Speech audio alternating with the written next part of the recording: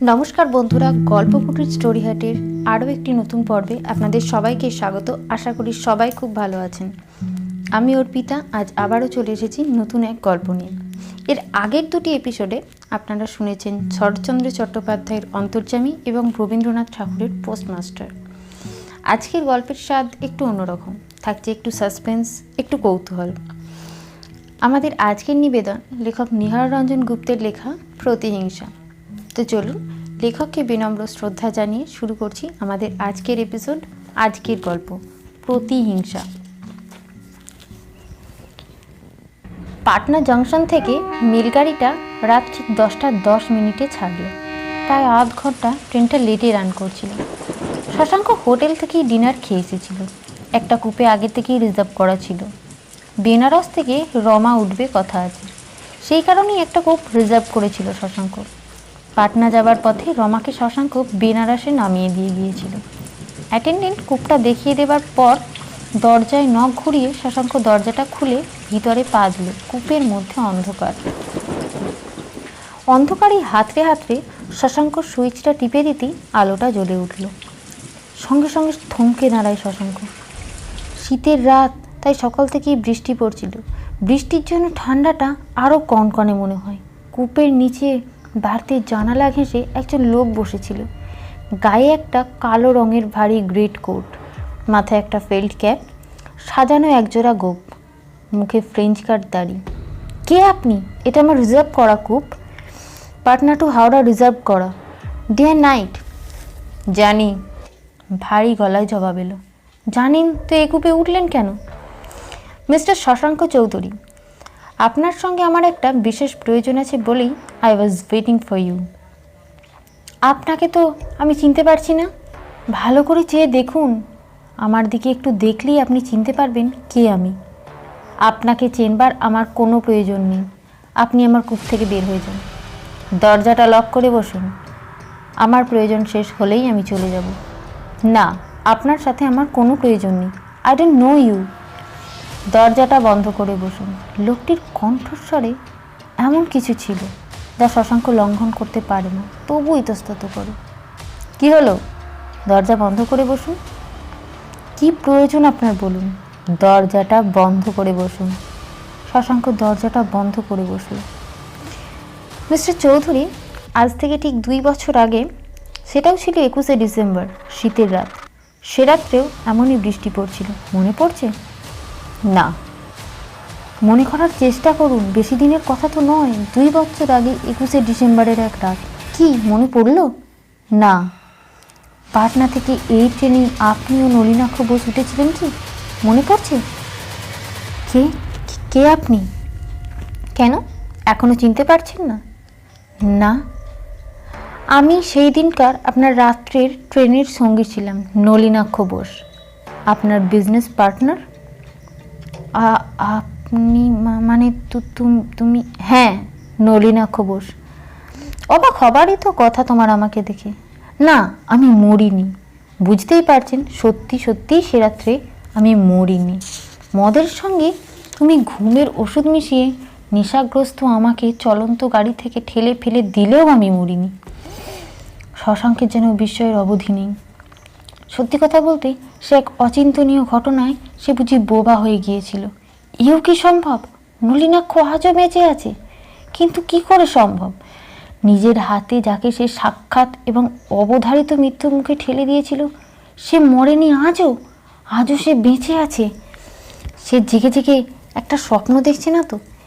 এতদিন পরে এই চলন্ত ট্রেনের কূপের মধ্যে বসে বসে নেশায় চুর নলিনাক্ষকে সে রাত্রে মদের সঙ্গে ঘুমের ওষুধ মিশিয়ে দিয়েছিল শশাঙ্ক।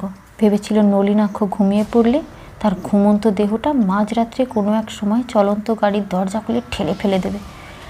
কিন্তু কিছুতেই ঘুমাচ্ছিল না নলিনাক্ষ। অবশেষে তাই নেশাগ্রস্ত নলিনাক্ষকে একসময় টানতে টানতেই কূপের বাইরে নিয়ে গিয়ে চলন্ত গাড়ি থেকে ঠেলে ফেলে দিয়েছিল। দরজাটা আগে থেকেই খুলেও রেখেছিল। অবশ্যই রমাও তাকে সাহায্য করেছিল।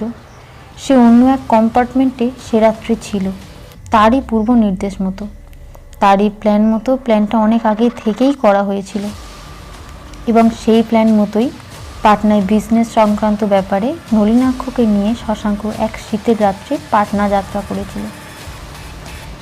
কি ভাবছো শশাঙ্ক চৌধুরী?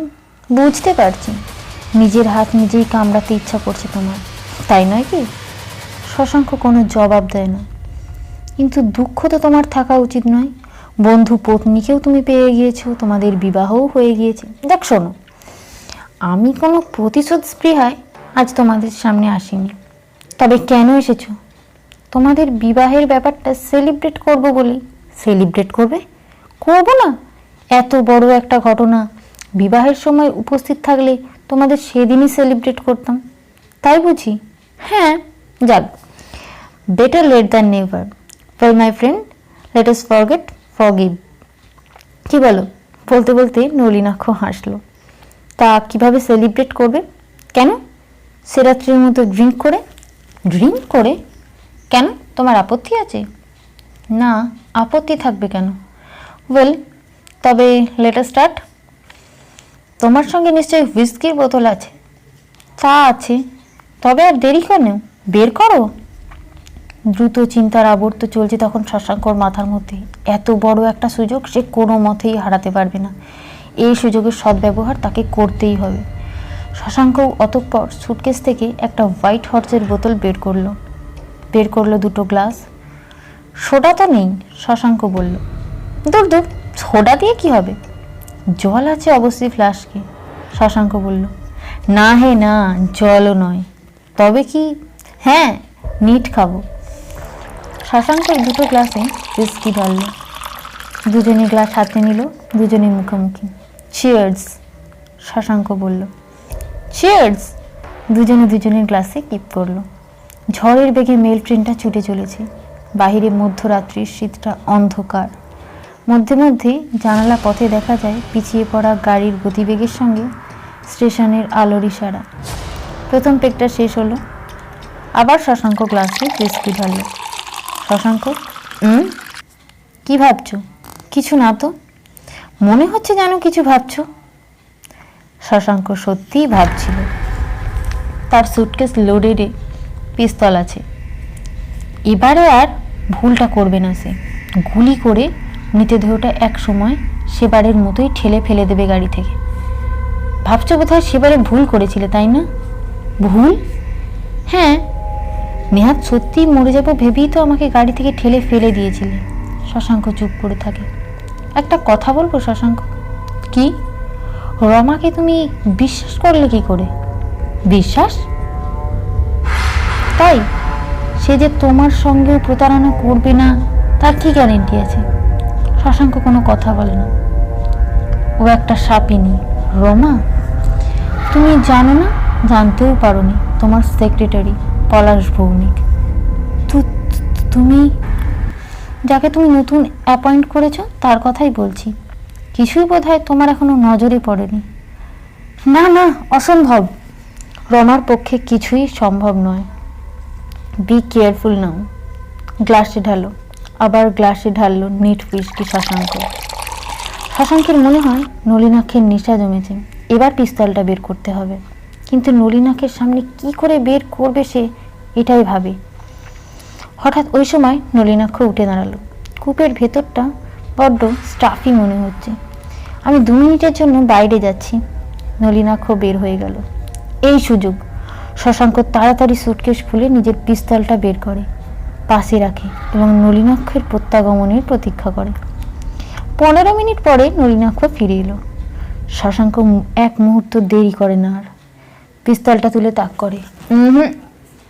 পিস্তলটা নামা হয়ে থতমত খেয়ে যায় শশাঙ্ক, কিন্তু পর মুহূর্তেই সামলে নিয়ে নিজেই পরপর দুটো ফায়ার করে। আবার বোবা হয়ে যায় শশাঙ্ক। নলিনাক্ষ দাঁড়িয়ে মৃদু মৃদু হাসছে।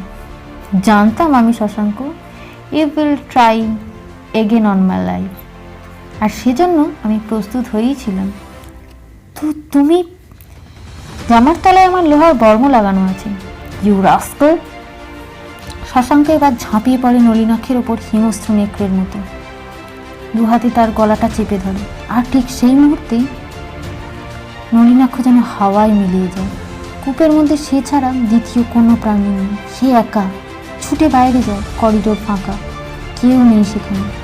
গাড়ির দরজাটা খোলা, তখনই অঘটনটা ঘটে গেল। শশাঙ্ক অন্ধকারের মধ্যে চলন্ত গাড়ি থেকে পড়ে গেল। কে যেন ট্রেনের বাইরে তাকে ধাক্কা দিয়ে ফেলে দিল।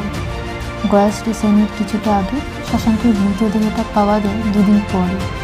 পুলিশ তার পকেট থেকে একটা চিঠি পায়। আমার মৃত্যুর জন্য কেউ দায়ী নয়, শশাঙ্ক চৌধুরী।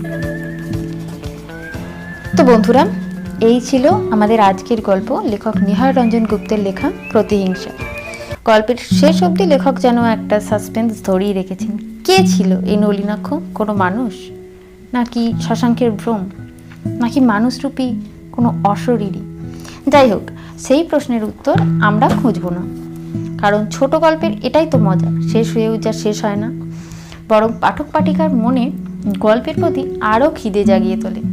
আমাদের এপিসোড আজ এখানেই শেষ হচ্ছে। গল্প কেমন লাগলো তা অবশ্যই কমেন্ট করে জানাবেন, আর গল্পকুটির স্টোরি হাটকে সাবস্ক্রাইব করতে ভুলবেন না। আবারও হাজির হব পরের এপিসোডে অন্য কোনো গল্প নিয়ে। ততক্ষণ অবধি সবাই ভালো থাকুন, সুস্থ থাকুন, গল্প শুনতে থাকুন।